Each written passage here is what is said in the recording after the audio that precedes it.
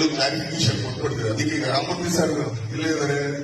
ಯಾಕಂದ್ರೆ ಕೆಲವರು ಹೇಳಿದ್ರು ಗದ್ದೆ ನಾನ್ ಮಾಡಿಸ್ದೆ, ಕೈಗಳು ನಾನ್ ಕೊಟ್ಟೆ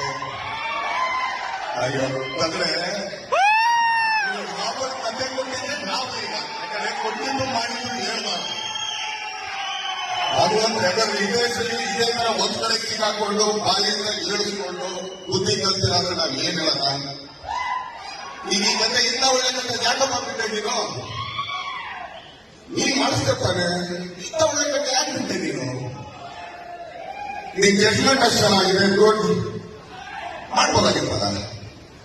ಕೈಗೆ ನಾನು ಕೊಟ್ಟೆ, ಕೈಗೆ ಇಟ್ಟಿದ್ದೆ ನಾನು. ಅದಕ್ಕೊಂದು ಕ್ಲಾರಿಫಿಕೇಶನ್ ಇದೆ. ಯಾಕಂದ್ರೆ ಕ್ಲಾರಿಫಿಕೇಶನ್ ಕೂಡ ಕರೆಕ್ಟ್ ಆಗಿ ಕೊಡ್ಬೇಕು ಅಂತ.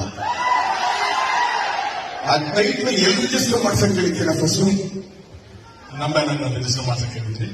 ಬಟ್ ನನ್ನ ಬ್ಯಾನರ್ ಇರ್ಲಿಲ್ಲ ಜಾಗ ಅಂತ ನಾನು ಹೇಳ್ತಿದ್ದೆ. ಆಯ್ತು, ಅಲ್ಲೂ ನಮ್ಮ ಬ್ಯಾನರ್ ಇದ್ದಂಗಿದೆ, ರಿಜಿಸ್ಟರ್ ಮಾಡ್ಸ ಅಂತ ಅಲ್ಲಿ ಹೇಳಿದ್ವಿ. ಹೇಗೆ ಕೊಟ್ಟಿದ್ದೀವಿ? ಯಾಕಪ್ಪ ಬಂದು ಬಂದು ನಮ್ ಕೈಲೇ ಯಾಕೆ ಮುಗಿಸ್ಕೊತೀಯ? ಮುಗಿಸ್ಕೋಬೇಡ. ಎಲ್ಲ ಚೆನ್ನಾಗಿದೆ, ಅಲ್ಲ ತಪ್ಪದು. ಆದ್ರೆ ನಾನು ಅಷ್ಟೇ ನನ್ನ ಕ್ಲಾರಿಫಿಕೇಶನ್ ಯಾಕಂದ್ರೆ ನಿಮ್ಗೆ ಗೊತ್ತಾಗಲಿ ಅಂತ ಅಷ್ಟೇ ಹೇಳಿದ್ದೀರಾ.